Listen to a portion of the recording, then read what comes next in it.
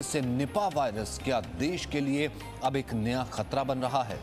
क्योंकि जिस तरीके से जो टेंशन सामने आई है वो टेंशन सबसे पहले कोरोना की थी। पिछले 24 घंटे में तो 38,948 नए मामले सामने आए। ये चिंता अभी बढ़ाने वाले हैं। इनमें 26,000 से ज्यादा मामले अकेले केरल के हैं। वहीं निपा वायरस में केरल में एक 12 साल के बच्चे की मौत की खबर है। ये खतरनाक निपा वायरस है और ये वायरस लगातार बढ़ता चला जा रहा है।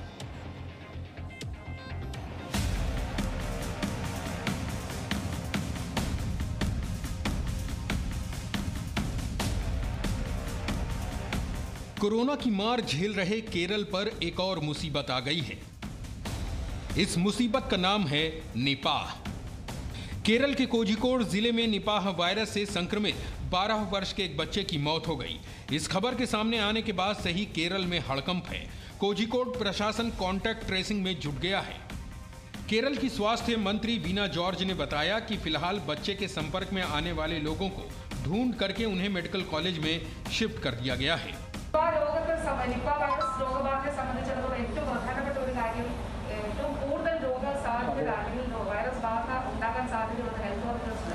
हालात की गंभीरता को देखते हुए केंद्र की ओर से भी एक टीम कोझिकोड भेजी गई है। अब निपाह वायरस को लेकर कई तरह के सवाल लोगों के मन में आने लगे हैं। क्या है निपाह वायरस? निपा वायरस एक तरह का नया वायरस है जो जानवरों के जरिए इंसानों में बड़ी तेजी से फैलता है। ये एक वायरल संक्रमण होता है और इसका परिणाम काफी गंभीर हो सकता है। इसका कोई कारगर इलाज फिलहाल नहीं है और ना ही इसके लिए वैक्सीन अवेलेबल है। कैसे फैलता है निपाह वायरस? दरअसल वैसे तो ये वायरस बैट्स में पाया जाता है और अक्सर ये बैट्स कोई फ्रूट्स खाते हैं या ट्री पर किसी फ्रूट के संपर्क में आते हैं तो उस पर इसका सलाइवा रह जाता है और जिससे ये वायरस उस फ्रूट की सरफेस पर आ जाता है। अगर ऐसे में फ्रूट्स को बिना प्रॉपरली वॉश किए खाया जाए तो ये वायरस आपको इन्फेक्ट कर सकता है। इसके अलावा ये वायरस पिग्स और बैट से यानी एनिमल से ह्यूमन में ट्रांसमिट हो सकता है या फिर इन्फेक्टेड फूड के जरिए ह्यूमन से ह्यूमन में भी ट्रांसफर हो सकता है। निपाह वायरस से संक्रमित व्यक्ति में किस तरह के लक्षण दिखते हैं, ये भी लोगों के बीच में बड़ा सवाल है। संक्रमित व्यक्ति में लक्षण: इस वायरस से संक्रमित व्यक्ति को बुखार, सिर दर्द, मांसपेशियों में दर्द, गले में खराश, उल्टी होना, चक्कर आना, एटिपिकल निमोनिया। फिलहाल निपाह की वैक्सीन नहीं है, इसलिए नियमों का पालन ही निपाह से बचने का एकमात्र रास्ता है। निपाह से कैसे बचें? इस वायरस का इलाज फिलहाल नहीं मिल सका है, इसलिए सावधानी ही एकमात्र इलाज है। सावधानी के तौर पर फलों को खरीदते खाते समय सावधानी बरतें, बैट्स और पिग्स के संपर्क में आने से बचना और संक्रमित व्यक्ति के संपर्क में आने से बचना है। इसके प्रति जितना हो सके हमें जागरूकता करनी है। मास्क और सैनिटाइजेशन का इस्तेमाल करते रहना है। कोरोना की तीसरी लहर को लेकर केरल पहले ही केंद्र के लिए बड़ी चिंता बना हुआ है और अब निपाह के आ जाने से राज्य और केंद्र दोनों की चिंताएं बढ़ गई हैं। फिलहाल राज्य सरकार का पूरा ध्यान कॉन्टैक्ट ट्रेसिंग पर है और वो पूरी कोशिश में है कि निपाह केरल में अपने पैर न जमा पाए। ब्यूरो रिपोर्ट, जी मीडिया। सवाल सबसे बड़ा ये भी आ रहा है कि क्या ये कोरोना से ज्यादा खतरनाक है? क्या ये तेजी से फैल रहा है? क्योंकि कोरोना में संक्रमण की जो दर थी और उसके बाद जो मरने वालों की दर थी वो 1 से 2% थी। निपा वायरस में मृत्यु दर 65 से 100% है और निपा का कोई इलाज भी नहीं है। निपा WHO के 10 शीर्ष वायरस की सूची में शामिल होता है। निपा का संक्रामक समय बहुत लंबा होता है। निपा का संक्रमण 45 दिन से अधिक चलता है। निपा वायरस सीधे संपर्क से फैलता है। संक्रमित व्यक्ति के साथ खाना शेयर करने से भी ये फैलता है। पूजा इस वक्त हमारे साथ मौजूद हैं। पूजा, अब इसे कैसे देखा जाए और फिलहाल किस खतरनाक स्थिति में हम खड़े हैं? क्या फिलहाल बॉर्डर लाइन है सिर्फ केरल से या फिर और जगहों से भी मामले आए हैं? देखिए, फिलहाल जो निपा वायरस रिपोर्ट किया गया है सचिन, वो केरल से किया गया है और अभी तक उसके बहुत ज्यादा फैलने की खबरें नहीं है, लेकिन वायरस पाया गया है, ये चिंता की खबर है। राहत की बात यह है कि इससे पहले भी 2018 में जयपुर में निपा वायरस पाया गया था और तब उसको जयपुर में ही कंटेन कर लिया गया था, आइसोलेट कर लिया गया था। जयपुर से बाहर निपा वायरस के मामले नहीं आए थे। तो इस बार भी सरकार की पूरी कोशिश यही रहेगी कि निपा वायरस बहुत तेजी से फैले नहीं। कोरोना वायरस से अलग निपा वायरस का म्यूटेशन उतनी तेजी से नहीं होता है और संक्रमण भी उतनी तेजी से नहीं फैलता है, लेकिन निपा वायरस ज्यादा खतरनाक है, इसका इलाज करना ज्यादा मुश्किल होता है। तो इसलिए सरकार की कोशिश ये रहेगी कि निपा वायरस ना फैले। दूसरी तरफ केरल में कोरोना वायरस का संक्रमण भी बहुत ज्यादा फैला हुआ है। तीसरी तरफ हम ये भी देख रहे हैं कि उत्तर भारत में खासतौर पर तमाम तरह की वायरल बीमारियां जो है और वायरस बुखार जो है, वायरल वाले आम वायरल वाले बुखार वो भी फैले हुए हैं। तो ऐसे में किसी भी सरकार के लिए चुनौती यही है कि अगर एक और वायरस पकड़ में आया है, जैसे हम निपा वायरस केरल के मामले में देख रहे हैं, तो उसको सबसे पहले उसी लोकलाइज्ड एरिया में कंटेन किया जाए जहां पर उसके मामले आए। अगर पूरे भारत की बात करें तो इससे पहले निपा वायरस भारत में बहुत ज्यादा फैलने के कोई इतिहास में ऐसे मामले नजर नहीं आते हैं। 2018 में भी इसे रोक लिया गया था और इस बार भी यही कोशिश की जा रही है। बहुत बहुत शुक्रिया पूजा फिलहाल इस बातचीत के लिए। आगे बढ़ते हैं। केरल के निपा के बाद उत्तर प्रदेश की बात। उत्तर प्रदेश में बुखार जानलेवा बन चुका है। कन्नौज हो या कानपुर या फिर अयोध्या, मिर्जापुर और वाराणसी, बुखार के वायरस के आगे लोग लाचार हैं।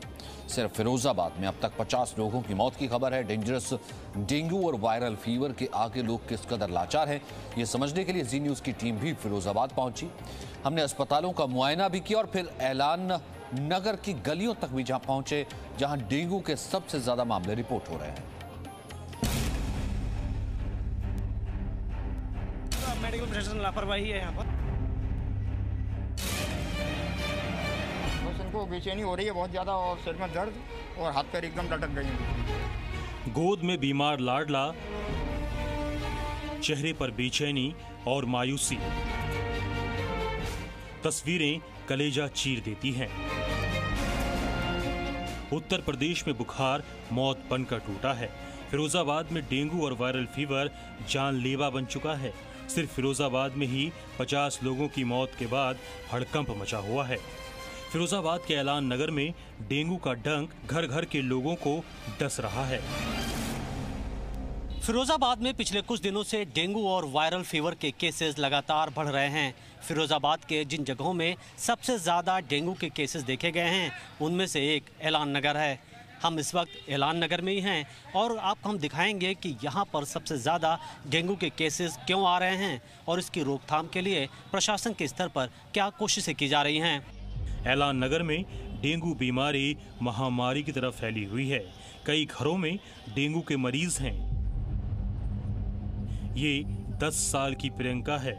करीब 1 हफ्ते से यूं ही बीमार है, बिस्तर पर लेटी है और पिता इतने लाचार हैं कि बच्ची का इलाज तक नहीं करवा पा रहे हैं। डेंगू हुआ प्रियंका को? आज 6वां दिन है। तो कैसे पता चला कि डेंगू ही हुआ है उसको? ये बीमार से दवाई करा रहे, कोई आराम नहीं मिल रहा है। तो आपने टेस्ट कराया? हाँ कराया। तो फिर डॉक्टर ने क्या बोला? डॉक्टर तो अभी कुछ नहीं बता रहा है, जो तुम्हें इसको दिखाओ अच्छे से। आपने दिखाया नहीं अभी तक? पैसे नहीं मेरे पास, दिखाऊं कहाँ से। ऐलान नगर में प्रियंका अकेली नहीं, जयबीर सिंह की पत्नी चांदनी भी कई दिनों से बीमार है। शरीर तप रहा है, बगल में लाडला लेटा है, लेकिन तंगी इतनी कि इलाज करना भी मुश्किल हो रहा है। डॉक्टर को ले जाते हैं प्राइवेट तो दिखा लेते हैं, यहाँ पर कैंप आता है तो कैंप में दवाई दे देते हैं।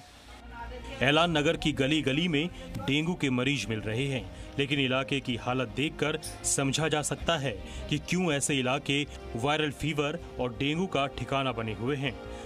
ऐलान नगर के लोगों का कहना है कि यहाँ डेंगू फैलने के पीछे सबसे बड़ी वजह यहाँ फैली गंदगी है। अगर आप देखें तो यहाँ चारों तरफ पानी का जमावड़ा है, कई दिनों का पानी यहाँ पर रखा हुआ है और इस वजह से डेंगू के जो मच्छर हैं वो यहाँ पर बड़ी आसानी से पनप रहे हैं। और शायद ये भी एक वजह होगी कि यहाँ इस जगह पर अचानक डेंगू के केसेस बढ़ने लगे।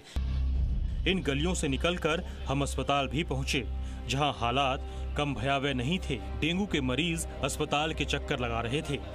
किसी को जल्द बेड की जरूरत नजर आई और किसी को दवाइयों की। बस इनको बेचैनी हो रही है बहुत ज़्यादा और सिर में दर्द और हाथ पैर एकदम लटक गए हैं बिल्कुल। हमने डॉक्टर साहब से उन्होंने जांच के लिए बोला तो उन्होंने डॉक्टर साहब ने बोला कि इनको डेंगू है, इनको भर्ती करके किया जाए। हालात कितने मुश्किल हैं वो इन तस्वीरों से समझिए। एक ही बिस्तर पर 2 बच्चे लेटे हैं। ये फिरोजाबाद के स्वशासीय राज्य चिकित्सा महाविद्यालय की तस्वीर है। डेंगू और वायरल की इस कहर से लड़ने के लिए अस्पताल की नई बिल्डिंग में 100 और बेड का इंतजाम किया जा रहा है। डेंगू के इस डंक का असर कम करने के लिए अधिकारियों की टीम लगातार अस्पतालों का मुआयना कर रही है। कुछ दिनों पहले मुख्यमंत्री योगी आदित्यनाथ ने भी यहाँ के हालात की जानकारी ली थी।